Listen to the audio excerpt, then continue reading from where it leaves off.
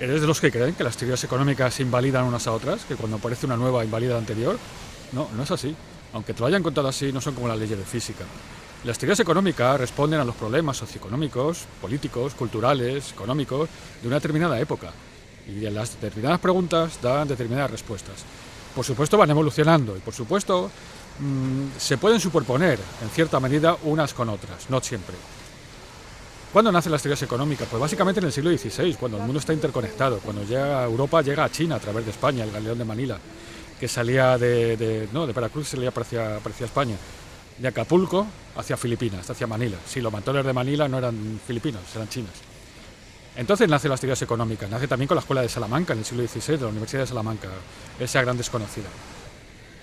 Si te quedas en este vídeo, te voy a contar someramente todas ellas, cómo van pasando de unas a otras a lo largo de la historia, desde el siglo XVI hasta nuestros días. Quédate, que te va a gustar. En el siglo XVI nace el mercantilismo. Pongámonos en contexto, el mercantilismo, el siglo XVI, nace en el momento en que el mundo ya está conectado. Ya hace tiempo que los portugueses llegaron a Oriente a través del Cabo de Buena Esperanza, de Sudáfrica, bordeando Sudáfrica, y que Europa ha llegado hasta China a través de España, ¿no? de Sevilla, primero hasta Veracruz y después desde Acapulco hasta Manila, el galeón de Manila, y ahí conectando con China.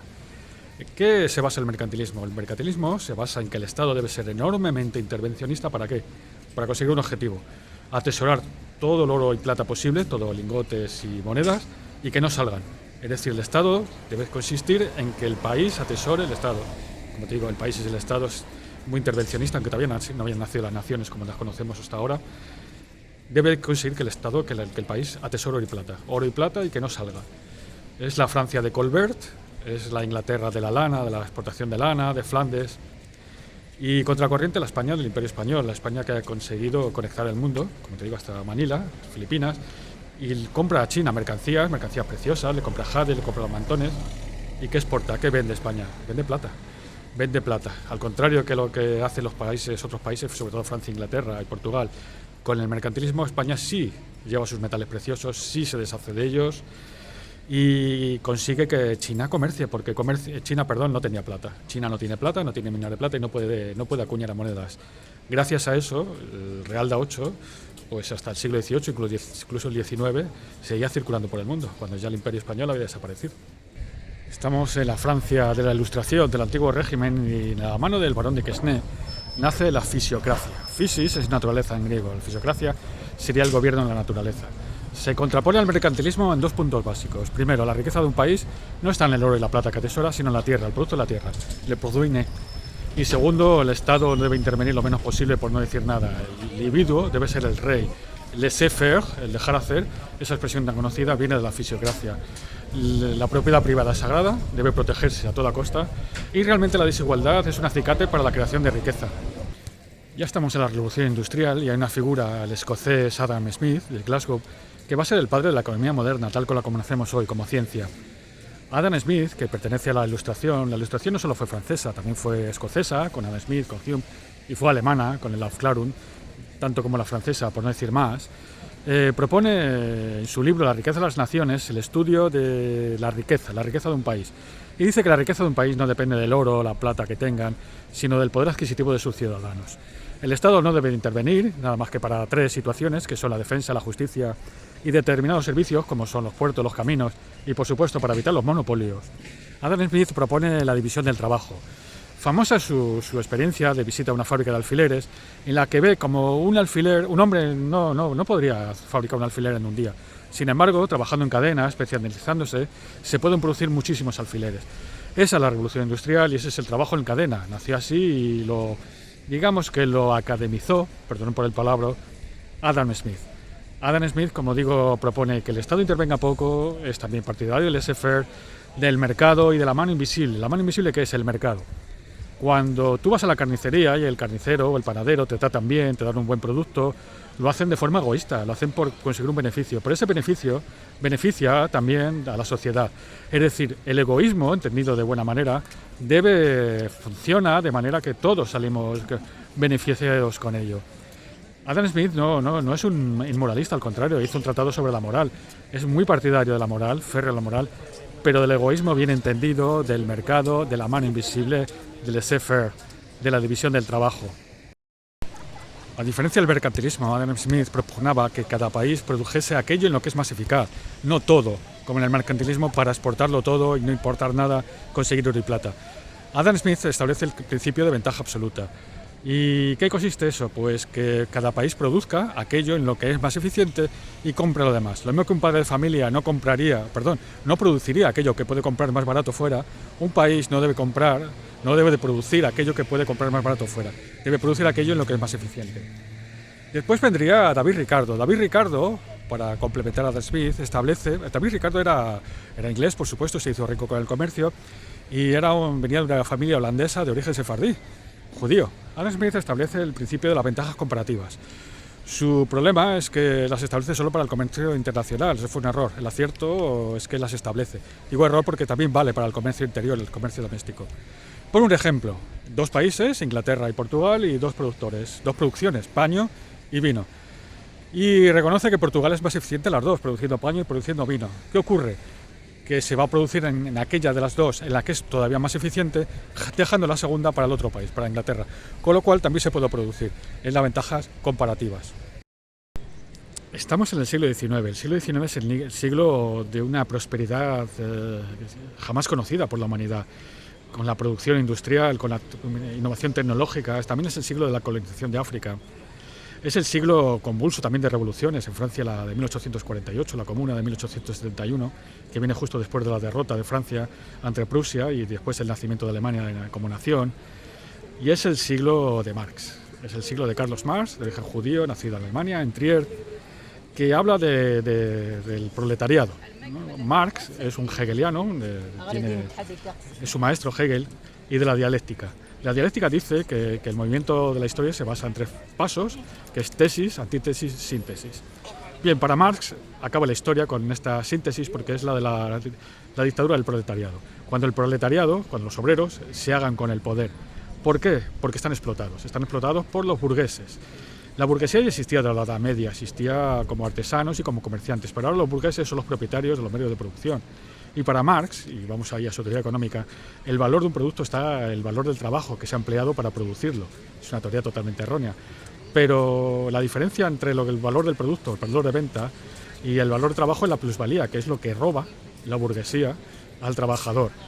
Marx también y el marxismo odian a los tenderos, a los comerciantes. ¿Por qué? Porque dicen que no aportan ningún valor y sin embargo se llevan también un beneficio del precio. Odio que llega a nuestros días, no falta más que ver a los marxistas criticando los supermercados. Como digo, el siglo XIX es el siglo de Marx, es el siglo convulso, de las revoluciones, en paralelo a una innovación tecnológica y producción económica sin precedentes. La humanidad jamás había sido tan rica como en el siglo XIX, ciertamente con muchas desigualdades. Estamos al final del siglo XIX, ha estallado la Bolsa de Viena, la Viena capital del Imperio Austrohúngaro hasta el final de la Primera Guerra Mundial, con relación a la crisis de los ferrocarriles. Los ferrocarriles eran el Internet de la época, si lo quieres ver así. Y nace una nueva teoría económica, la teoría neoclásica. Si la clásica era la de Adam Smith y de David Ricardo, la neoclásica, entre otros, viene de la mano de Marx. Y introduce varias innovaciones. La primera es que es el mercado, pasan de la macroeconomía, de la producción y distribución, a la microeconomía, al mercado. El valor de un producto viene determinado por el mercado, el cruce de la oferta y la demanda, en la que los actores actúan, perdón por la redundancia, de forma totalmente racional. Y segundo, importantísimo, introducen el concepto de utilidad marginal. Marginal en economía no tiene un valor peyorativo como socialmente, sino que significa el último o uno más. Acuérdate del marginal al tributar el IRPF. Te dicen que el valor de un producto viene dado por su utilidad marginal, la utilidad del último. Te lo explico con un ejemplo. Tú estás en el desierto y ves ahí, te estás muriendo de sed y ves allí al fondo un tío con un botijo lleno de agua y un vaso. ¿Tú qué estarías dispuesto a pagar por ese vaso de agua? Pues por el primero te dejarías cortar un brazo si te vas a morir. Por el segundo quizá una mano, por el tercero un dedo y por el cuarto ni la uña. ¿Por qué? Porque el cuarto, el quinto, bebes un sorbo y tiras el resto. Lo que estás dispuesto a pagar por ese último es lo que estás dispuesto a pagar por todo. Es lo que pagas por todo desde el primero. Eso es la utilidad marginal, que es decreciente y es una introducción importantísima en economía que introdujo la teoría neoclásica. En paralelo a la teoría neoclásica nace la escuela austriaca, en Viena, de la mano de Menger, de Hayek, de Mises. Se opone frontalmente al marxismo, a la intervención pública del Estado, y hablan del libre comercio, de la fijación de precios en el mercado, y que los precios se mueven dinámicamente, también perdón por la redundancia, a lo largo del tiempo. Curioso establecer que Hayek tuvo una correspondencia epistolar con Keynes, del que hablaremos ahora, muy interesante, y con el que coincidió en la Segunda Guerra Mundial en Londres, ya que Hayek se exilió de su Viena invadida por los nazis. La escuela austríaca es muy poco conocida, pero reconoce sus raíces en la escuela de Salamanca, en Juan de Mariana, del siglo XVI. Muy interesante todo ello. El economista más conocido del siglo XX, sin duda, y yo creo que de la historia, es Keynes, John Maynard Keynes. Keynes nació a final del siglo XIX, en el principio del XX, en el largo del XX, en la época victoriana. Formaba parte del club de Bloomsbury. Bloomsbury es un barrio de Londres, y en ese grupo de intelectuales, de artistas, estaba Keynes, estaba por ejemplo Virginia Woolf, que digamos que era muy contestatario dentro de lo que es el límite contestatario en aquellos momentos, pues a la política victoriana, de la reina Victoria, tan rígida, tan encorsetada. Keynes es muy conocido por dos puntos, sobre todo yo creo que el segundo. El primero es Keynes formó parte de la delegación británica al final de la Primera Guerra Mundial, el Tratado de Versalles, cuando se negociaron las condiciones para Alemania, que fueron durísimas, sobre todo a instancias de Francia, su gran enemigo de toda la vida. Francia había perdido la guerra franco-prusiana, pues no llegaba 50 años antes. Y Keynes predijo que eso iba a producir una gran inflación en Alemania, como se vería después en la República de Weimar, y que iba a llegar a otra guerra en 20 años. Desgraciadamente tuvo razón. Y escribió un libro al respecto, que son las consecuencias económicas de la paz. Keynes abandonó la delegación británica de negociaciones del Tratado de Versalles. La otra gran aportación de Keynes a la economía y más importante es la teoría keynesiana. ¿Qué hizo la teoría keynesiana? Bueno, encuadrémosla. Estamos aquí a finales de los años 20, en 1929 se ha producido el estallido, la Gran Depresión. ¿Y qué hay? Pues hay mucha pobreza, hay una Gran Depresión y hay enorme paro. Keynes dice que el mercado no puede absorber los trabajadores, el mercado no puede satisfacer, dar trabajo a todo el mundo, y entonces el Estado subsidiariamente tiene que intervenir estimulando la demanda agregada con dinero público. El Estado debe incurrir en déficits en tiempos de escasez, y subrayo, déficits en tiempos de escasez, para en tiempos de bonanza tener superávit y enjuagar la diferencia. Como digo, la política keynesiana se aplicó en Estados Unidos con el Green Deal, con Roosevelt, y después en Europa, después de la Segunda Guerra Mundial, subsanando los errores del final de la Primera. Estamos a los años 70 del siglo XX, tras los gloriosos 30, desde 1945 al 75, el que se han aplicado políticas keynesianas que han llevado a una riqueza de Europa, sobre todo de Estados Unidos también, sin precedentes, de riqueza individual, igualdad, en el sentido de que todos hemos accedido a ella, todo el mundo se ha expandido. Llegan dos crisis en los años 70. En 1971 el presidente Nixon decreta el fin de la convertibilidad del dólar en oro para pagar la guerra del Vietnam, y en el 73 se produce el embargo petrolero de los países árabes encuadrados en el cártel de la OPEP a Occidente, a Estados Unidos y Europa Occidental, por su apoyo a Israel en la guerra del Yom Kippur. Ya las políticas keynesianas no funcionan, el aumento de la demanda agregada por parte del sector público lo único que produce es inflación, y estamos en una época de estanflación que es pues estancamiento sin crecimiento y además inflación. Ya la curva de Phillips no funciona, la curva de Phillips que te decía que para eliminar el paro tenías que bajar los tipos de interés que creaban inflación, y para eliminar la inflación tenías que subir los tipos de interés que creaban paro. Ahora simplemente hay paro e inflación, estanflación, las políticas keynesianas no funcionan. Y aparece Milton Friedman y la Escuela de Chicago. Milton Friedman crea la teoría monetarista, ¿no? La Escuela de Chicago es monetarista. ¿Qué te dice la teoría monetarista? Que la inflación solo tiene una causa, que es la emisión de dinero por encima de la producción económica. Curioso que Friedman fue uno de los que aconsejó a Nixon a terminar con el patrón oro. Pero bueno, eso es la vida. Friedman te dice que la inflación tiene una única causa, que es la monetaria, la creación de dinero sin control. Friedman además fue un divulgador muy importante, que aparecía en programas de televisión, explicó cómo funcionaba el capitalismo con aquel vídeo de Lápiz, que hubiera hecho las delicias de Adam Smith y sus alfileres, y se extendió la política monetarista, la teoría monetarista se llevó a Sudamérica, se llevó con varios países, pero sobre todo a Chile de Pinochet, y la verdad es que funcionó muy bien. Tuvo como todo parte buena, parte mala. La parte mala es que creó bastantes desigualdades, pero Chile desde siempre, desde aquel entonces, podemos decir, fue uno de los países más ricos de Hispanoamérica, más prósperos y un ejemplo a seguir. Esa es la escuela monetarista, sale como respuesta a la estanflación después de 30 años de keynesianismo. Teorías menos importantes, desde luego no tan famosas como las anteriores. Entre ellas que tenemos, pues la del desarrollo, que te dice que no podemos medir a los países en vías de desarrollo, no podemos aplicar las teorías económicas que aplicamos para los países desarrollados de Occidente. La teoría conductual, que dice que, a diferencia de todas las anteriores, esto sí que es una novedad, y tú me dirás, si ha llegado hasta aquí en el vídeo, si tienes razón o no, que los consumidores no nos comportamos de forma racional, no maximizamos beneficios en la oferta y la demanda, sino que nos comportamos de forma irracional en nuestras decisiones, que son frutos de nuestra experiencia, de nuestro comportamiento, de nuestro background, perdón por el anglicismo. Tú me dirás si tienes razón o no.